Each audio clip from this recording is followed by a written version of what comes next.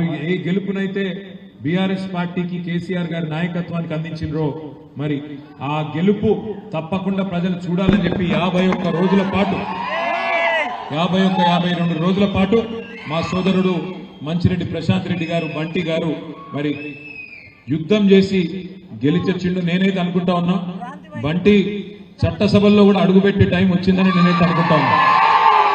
ఎందుకంటే కొత్త తరం నాయకత్వం, మంచి నాయకత్వం, మొండితనమున్న నాయకత్వం, ప్రజలకు మంచి చేయాలనే సంకల్పం ఉన్న నాయకత్వం ఖచ్చితంగా అవసరం ఈ రోజుల్లో. అందులో ముఖ్యంగా ఈ అరాచక పాలన ఏదైతే ఇవాళ 2.5 సంవత్సరాలుగా సాగుతున్నదో ఈ పాలనను అంతమొందించాలంటే తప్పకుండా కొత్త తరం నాయకత్వం రావాల్సిన అవసరం ఉన్నది. అందుకే నాకైతే సంపూర్ణమైన విశ్వాసం ఉంది, రాబోయే రోజుల్లో ఎన్నికలు ఎప్పుడు వచ్చినా అవి కేసీఆర్ ఎన్నికలుగానే ఉంటాయి, అసెంబ్లీ ఎన్నికలు కాదు. కేసీఆర్ ఎన్నికలే ఈ రాష్ట్రంలో జరుగుతాయి. కేసీఆర్ తిరిగి అధికారంలోకి వచ్చే ఎలక్షనే జరుగుతుంది. ఇది నా ఒక్కడే ఆలోచన కాదు. వాళ్ళ రాష్ట్రంలో మీరు ఎవరినైనా అడగండి, ఒక రైతును పోయి అడగండి, అన్న ఎట్లున్నది పరిస్థితి అని. రైతు మరి వారి బాధలు వర్ణనాతీతంగా ఉన్నాయి. నిన్నగాక మొన్న నేను జగిత్యాలకు పోతే అక్కడ ఒక రైతు సోదరుడు కలిసినాడు. ఊరికనే అడిగిన నేను ఎట్లుందన్న పరిస్థితి అని.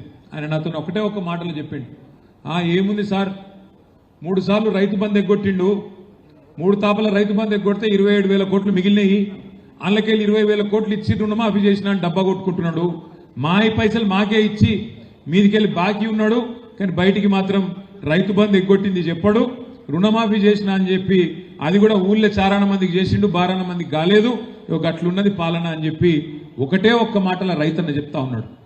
వాళ్ళ ఏ యువకుడిని అడగండి, 2 లక్షల ఉద్యోగాలని ఊరించి పెద్ద పెద్ద మాటలు చెప్పి చివరికి మోసం చేసి గద్దెనెక్కి 11,000 ఉద్యోగాలు కూడా ఇంతవరకు 2.5 సంవత్సరాల్లో ఇవ్వలేదు. అట్లాగే మహిళలకు చెప్పిండు, తులం బంగారం అన్నాడు, స్కూటీలు అన్నాడు, ఇంకేదో అన్నాడు, నెలకు 2,500 ఇస్తా అన్నాడు, అత్తకు 4,000, కోడలకు 2,500, నోటికి ఎంత వస్తే అంత ఇష్టం వచ్చిన మాటలు ఇచ్చి అటు మహిళల్ని మోసం చేసినారు. అట్లాగే మీ అందరికీ తెలుసు, పెద్ద మనుషులు కేసీఆర్ గారు రాకముందు 200 పెన్షన్ వచ్చేది, కేసీఆర్ గారు దాన్ని 2,000 చేసినాడు. ఇంతకుముందు మల్లేశన్న చెప్పినట్టు నవంబర్లో అయితే 2,000, డిసెంబర్లో అయితే 4,000 అబద్ధం చెప్పిండు. ముసలోళ్ళం కూడా మోసం చేసిండు. 2 నెలలు ఇప్పటికి పెన్షన్ ఎగ్గొట్టిండు. ఏమున్నదే 28 నెలల్లో సాధించింది అంటే ఒకటే ఒకటి, ఢిల్లీకి ఓవుడు వచ్చుడు, ఎక్కే విమానం దిగే విమానం తప్ప చేసింది మాత్రం ఏమీ లేదు ఈ రాష్ట్రంలో. మీ ఎమ్మెల్యే గారి గురించి అయితే నేను చెప్పే అక్కడనే లేదు. ఆయన ఎట్లాంటోడో, ఆయన ఏమేం చేస్తాడో, ఎట్లెట్లా వసూలు చేస్తాడో, ఏం చేస్తాడో నాకంటే బాగా మీకే తెలుసు. ఆఖరికి అరటి పండ్ల బండ్లను కూడా ఇచ్చిపెట్టాడట ఒక అసంటోడు. ఆయన గురించి నేను ఎక్కువ మాట్లాడా, కానీ ఒకటి మాత్రం పక్కా, ఒక మంచి నాయకుడిని, మంచిరెడ్డి లాంటి మంచి నాయకుడిని వాళ్ళ ఇబ్రహీంపట్నం కోల్పోవడం అనేది ఆయనకేం నష్టం కాలే, ఆయన బాగానే ఉన్నాడు, కానీ నష్టపోయింది ఇబ్రహీంపట్నం ప్రజలు అనే మాట నేను మీకు గుర్తు చేస్తా ఉన్నాను.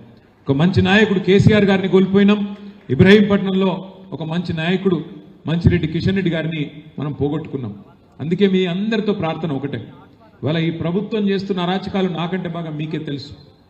ఫార్మా సిటీ ఇక్కడనే బ్రహ్మాండంగా కేసీఆర్ గారి నాయకత్వంలో 14,000 ఎకరాలు సేకరించి మన ఆలోచన ఏముండే, ఒకటే ఒకటి, ఒక గ్రీన్ ఫార్మా సిటీ పెట్టాలి, స్టేట్ ఆఫ్ ద ఆర్ట్, అంటే ప్రపంచంలో అత్యున్నతమైన ప్రమాణాలతో స్థానికంగా కాలుష్యం అనేది లేకుండా అక్కడే మరి బాగా చేయాలన్న ఉద్దేశంతో దాదాపు 7 సంవత్సరాలు కష్టపడి కిషన్ రెడ్డి గారు, సబితక్క, నేను, మేమందరం కష్టపడి చాలా మందిని ఒప్పించి మెప్పించి కొంత ఇబ్బంది పెట్టి కూడా నిజంగా రైతులకు మొక్కాలి. ఆఖరికి వాళ్ళని చెప్పి మొత్తానికి 7 ఏళ్ళు తనలాడి 14,000 ఎకరాలు సేకరించిన. ఏం చెప్పిన ఆ రోజు కాంగ్రెస్ నాయకులు, ఆ రోజు సిఎల్పి లీడర్గా ఉన్న బట్టి విక్రమార్క గారు ఇక్కడ పాదయాత్ర చేసిండు. ఈరోజు మంత్రిగా ఉన్న సీతక్క గారు ఆ రోజు ఇక్కడికి వచ్చింది. ఈరోజు మంత్రిగా ఉన్న కోమటిరెడ్డి వెంకటరెడ్డి గారు ఆ రోజు ఎంపీగా ఉండే, ఏమన్నారు ఇక్కడికి వచ్చి అన్నాడు. ఈరోజు రైతు కమిషన్ చైర్మన్గా ఉన్న కోదండ రెడ్డి గారు అందరూ చెప్పినారు, కాంగ్రెస్ వాళ్ళు మీరు మాకు ఓటేయండి, గెలిపించండి, మీ భూములు మీకు తిరిగి బంగారు పల్లెంలో పెట్టి అప్పచెప్తామన్నారు. మరి 2.5 ఏళ్ళ ఓడ మీద ఉన్నప్పుడు ఓడమల్లన్న, ఒడ్డుకెక్కినాక బోడమల్లన్న అన్నట్టు ఓట్లు వేయించుకున్నారు, అవతల పడ్డరు. ఇవాళ ఫార్మా సిటీ కాదు ఫ్యూచర్ సిటీ అని చెప్పి రంగుల కళ, ఈస్ట్మన్ రంగుల కళ లాంటి సినిమా చూపెడతా ఉన్నాడు.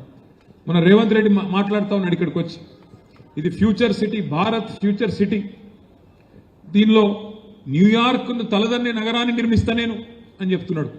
ఉన్న సిటీని పట్టించుకునే తెలివి లేదు. ఉన్న సిటీలో దోమలు గుట్టి జనం చచ్చిపోతుంటే దాన్ని అడిగినోడు లేడు. ఫ్యూచర్ సిటీ కడతారట. ఫ్యూచర్ సిటీ ఎవరు కడతారు? ఫ్యూచరే లేని నాయకుడు, ఆయనకు ఫ్యూచర్ లేదుగా.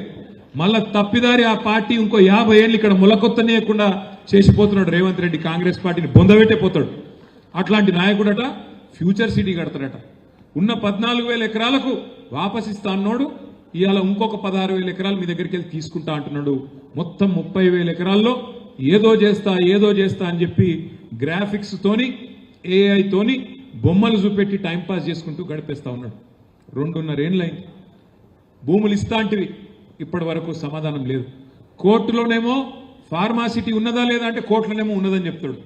బయటికి వచ్చేమో వాడెవడో జూ పార్కు పెడితే జూ పార్కు లాంటి మీ ఇబ్రహీంపట్నం ఇస్తారట. ఎవడన్నా మెడకాయ మీ తలకాయ ఉన్నాడు. ఇబ్రహీంపట్నంలో ఎంత ఉంటుంది ఎకరం? ఇప్పుడు ముచ్చర్ల కాడ 2-3 కోట్లు ఉంటుందా? అంటే ఇదివరకు మనం ఉన్నప్పుడు బాగుండే, ఇప్పుడు డౌన్ అయింది అనుకో రియల్ ఎస్టేటు.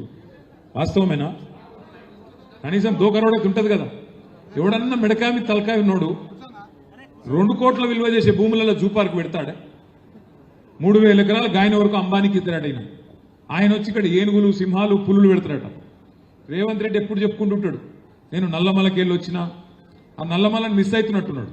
అందుకే ఇక్కడ ఒక జూ పార్క్ పెట్టి అప్పుడప్పుడు వచ్చి జంతువులను చూసిపోతా, క్రూర మృగాలను చూసిపోతా అన్నట్టు ఇక్కడ 3,000 ఎకరాలు మీ ఫ్యూచర్ సిటీలో ఇస్తాడంట.